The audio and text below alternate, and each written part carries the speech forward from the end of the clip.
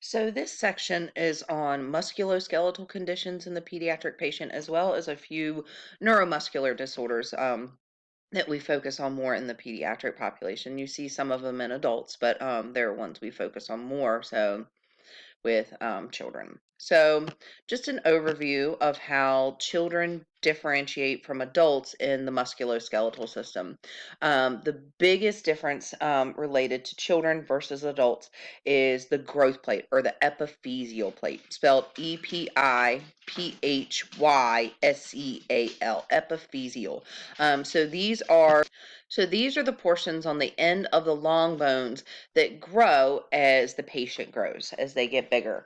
By the time they become an adult and they're at full height, these solidify into full bone, but they're more cartilaginous earlier on. And that's why the reason we differentiate is because of when we're talking about fractures.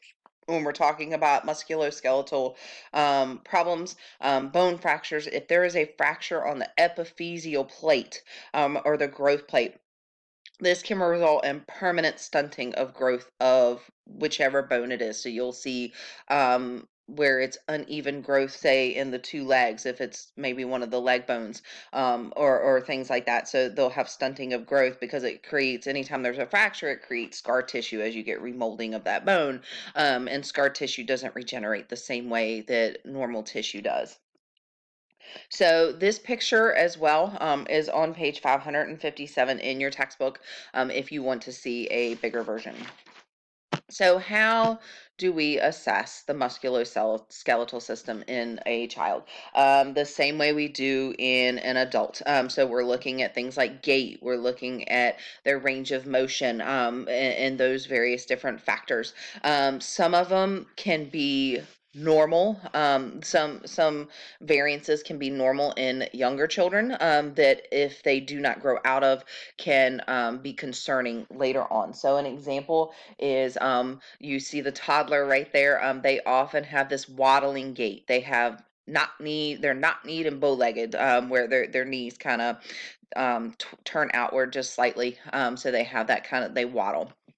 In a toddler, totally normal.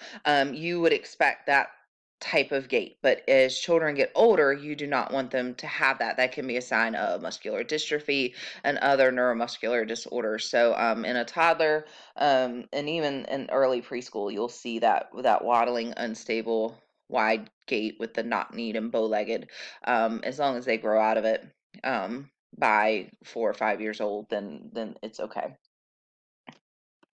So a big thing related to um, fracture specifically is neurovascular checks. So I know you've covered this in med-surg, but we're going to make sure we cover it again. Your 5 Ps. You should know what to check when to check for perfusion. You're checking for nerve involvement as well as perfusion. So your pain, and all your pulse, your pallor, your paresthesia, which is like the pins and needles feeling, or numbness, and then paralysis. Not necessarily complete paralysis, but maybe impaired movement. These are all when present, other than pulse. You want pulse to be present, but if you have pain, pallor, paresthesia, paralysis, those can be all signs of impaired perfusion or impaired nerve transmission. So these are things that we assess distal to wherever our problem is. So if you have a fracture in the femur, for instance, of the left leg, you would check all of this on the lower leg of that left to make sure. So that is how we assess neuromuscular injuries. Now, how do we treat neuromuscular injuries? This is another acronym. Hopefully you know, and if you don't, you need to learn it. RICE. We treat neuromuscular injuries, fractures, as well as soft tissue injuries with RICE: rest, ice, compression, and elevation. We don't want to use heat within the first 72 hours because heat causes a rushing of blood to the site. And when you use heat to an area that there's an inflammatory process, it creates, when there's more blood flow, it creates more swelling. So it will make the swelling worse. Ice will decrease some of that swelling. So after 72 hours, you can alternate between ice and and heat back and forth every 20 minutes. But in the first 72 hours, it really should only be ice. So various types of fractures that you can experience. Most of the times when people think of a fracture, they think of just a crack, which that could be. It can be displaced, like the top middle picture you see at the top, where the two pieces aren't together anymore. It can be what's called a there's two at the bottom, on the bottom row, that you see more so in children than you do adults. An impacted fracture. You'll hear it also called, a lot of doctors call it a buckle fracture. Think of like when you fall on your outstretched hand and you fall on that hand, that pressure of pushing against that wrist kind of causes it to buckle out and compress. The other one you see next to it is called a green stick fracture, because their bones aren't as solid as ours. Think of like when you split a toothpick. When you go to break it, it splinters, and that's what a green stick is. But pretty much fractures and care of fractures is no different in children than it is in adults. The first thing that we do for that is we put a splint on it. They don't want to put a hard solid cast on a fracture in the first 2 or 3 days, because there's going to be swelling changes. So swelling is going to probably go up and then come back down. So if you put a hard cast on it, you increase the risk of compartment syndrome, where those structures get compressed. When those structures get compressed, it cuts off blood flow. That's where you can have impairment in those 5 Ps, and where you have impaired perfusion and impaired nerve transmission. So after the first 72 hours, they will put on that hard cast, and this creates that bone, it prevents that bone from moving. If bones are trying to heal and they are moving, they're not going to heal properly, or possibly not at all. So we not only want to stabilize that bone, but we want to stabilize the joint above and below the problem as well, because if they're moving those joints, they're also moving those muscles surrounding the bone that's the problem. And if they're moving that those muscles and that bone, then it's not going to be able to set effectively. So make sure that you're checking those 5 Ps before and after every time a cast or a splint is applied, and monitoring it for on out. The next thing that we might have to do is skeletal traction. I don't necessarily want you to memorize the different types of traction and focus on that. There is pictures on page 575. I more want you to understand your nursing roles and your responsibilities in caring for a patient in traction, what you need to look for, and what you want to make sure that you're taking care of. So you want to make sure the weights hang freely. There should be nothing under the weights, or anything that disrupts the way the weights are hanging, because it's a prescribed amount of weight, say 5 pounds, 10 pounds, that the doctor orders, that keeps those bones stabilized and keeps them in place. If you disrupt that, they're not going to be able to heal properly.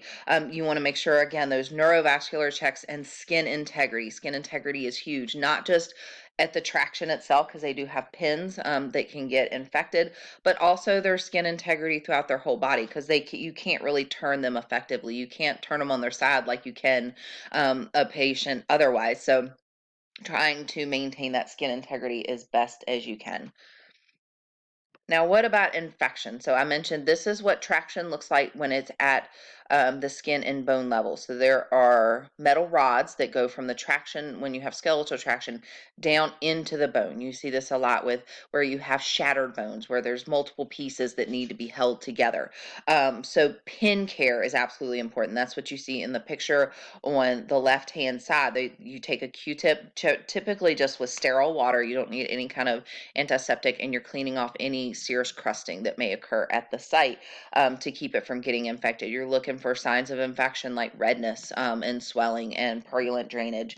If you do see any purulent drainage, you need to make sure you get a culture of that drainage before you clean the site, because once you clean it off, you don't have access to that infected drainage, and your culture is not going to be accurate. So when we're talking about traction, we want to make sure again we're looking at those complications of immobility. These people are not only immobilized, but they are pretty rigidly positioned and can't really go anywhere. So all those complications of immobility we talked about way back when with pregnancy, and you've talked about in fundamentals, those apply again. Things like making sure they're doing incentive spirometers, and we'll put, if we could, depending on where their traction is, putting SCDs on them, and making sure that they're emptying their bladder okay. This figure is on page 576 as well, if you'd like to see a bigger view of it, but making sure you know those complications of immobility.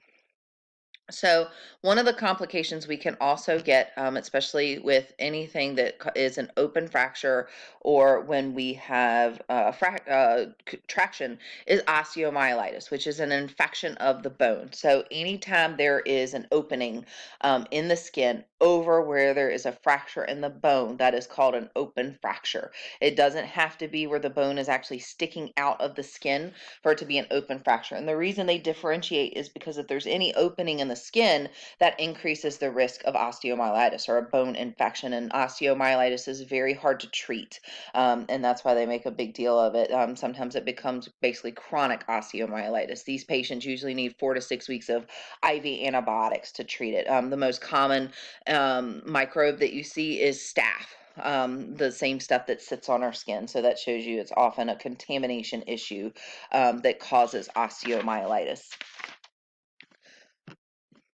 So diagnosis, they can look at our white blood cells and things like that. X-rays will show those changes. You can see in the picture how it's got the thickening and the darkening of the bone right where that wound is on the outside.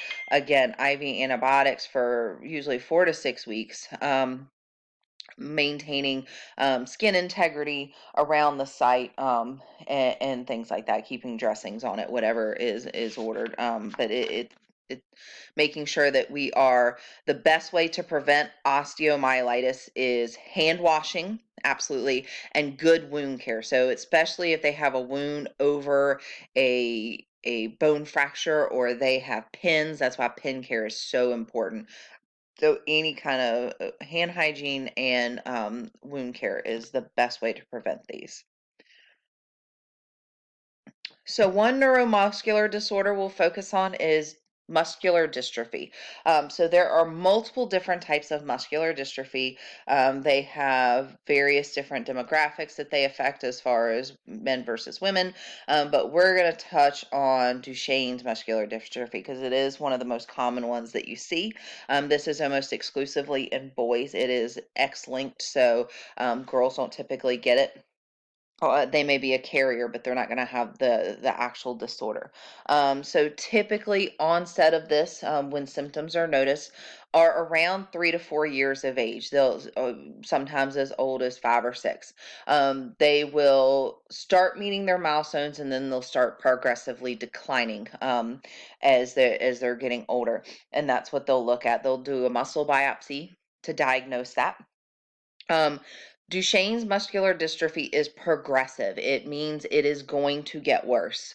There is no way to stop the progression. You can slow complications that can be associated with it, but it's going to progress. Typically, these patients die in their 20s, maybe their 30s, and usually it's because of respiratory complications. As their muscles get progressively weaker, their respiratory muscles get progressively weaker as well. And because of this, they have impaired breathing. They develop things like pneumonias, which oftentimes will lead to their death. So treatment for this is just management of symptoms. Keeping them as functional as possible. You want to maintain active mobility as long as possible, encouraging them to actively be mobile.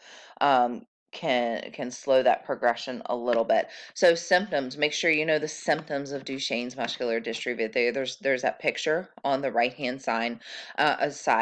So waddling gait, I mentioned, in your toddlers, a waddling gait's normal. That wide base gait with the knock-kneed and bow-legged, normal. But as they start to get older, if they're still having that, that can be a sign of muscular dystrophy. If they have muscle weakness, just generalized muscle weakness, and sometimes this will first be noted by frequent frequent falls, which is really hard to diagnose because how many toddlers just fall all the time? A lot of them do because they're learning how to walk, even preschoolers. So, what is a frequent fall as opposed to normal versus abnormal? Clumsiness, things like that. So, sometimes it can be hard to differentiate kind of normal toddlerhood versus where they have a neuromuscular abnormality. Something else we'll see, which shows you a picture on the slide, is called Gower's sign. So Gower's sign is where they, if they're on a seated position, they have to use the hands to essentially walk up their body and push themselves up into an erect position. This is due to that muscle weakness. They can't just use their leg muscles to push themselves up. So it is progressive. It will get worse, and make sure you know the symptoms of that. So we haven't really talked about our rheumatic fever. We'll talk about that with cardiac, but one of the complications of untreated strep infections is where you can get rheumatic fever. This is where it's not the strep that's the problem, it is your body having an over ridiculous autoimmune reaction to the strep, and in turn attacking itself. So it's actually more common than you realize. So most of the time you hear it called juvenile rheumatoid arthritis, but nowadays you are hearing it called JIA, or juvenile idiopathic arthritis, as well. There's really not a specific test for JRA. If they have a positive strep culture and on top of it they have the specific symptoms, then they'll diagnose them with it. So treatment of JRA, it's permanent. It does not go away, but you treat their symptoms. So this is one of those patients you would give aspirin to. I know we already talked about in the neuro lecture that you don't give aspirin to most children, except for a few select, and this is one of those few select ones that you would not give aspirin to. I mean, that you would give aspirin to, I'm sorry. When they are initially diagnosed, oftentimes they're going to be on bed rest to help prevent cardiac complications of the rheumatic fever. So with rheumatic fever, it can attack your kidneys, it can attack your pancreas, causing type 1 diabetes, it can attack your heart, all kinds of systems in your body, including your joints. So oftentimes on bed rest to prevent those cardiac complications. Treatment, again, aspirin with exacerbations. Oftentimes these patients will get methotrexate. Oftentimes we think of methotrexate as a chemo agent, which it is, but you see it used very, very commonly in autoimmune disorders to decrease that autoimmune response, and often very effective. These patients tend to be on long-term steroids. Very common for patients by the time they get to adulthood with JRA to have Cushing's disease because they've been on steroids for so long. They'll start having those symptoms of steroid overuse and long-term use. So treatment is just aimed at decreasing pain, maintaining mobility, preventing complications. So last thing we'll talk about is scoliosis. So the picture at the top shows you the different abnormal curvatures. So picture A is going to be your lordosis. So this is where you have the backwards curvature, versus picture B is your kyphosis, the hunchback that you'll see, the humpback. And then picture C is scoliosis. This is where you have a lateral or a sideways curvature. And this is the one we're going to focus on. Typically, you start to see these changes as they're growing in early pre-pubescent to early pubescent years. That's why they test you in middle school usually, or early or late elementary school, and by testing you first, they have you without a shirt on, because if the patient has a shirt on, you really can't truly assess the musculoskeletal system. You look at the shoulders for if they are uneven in height.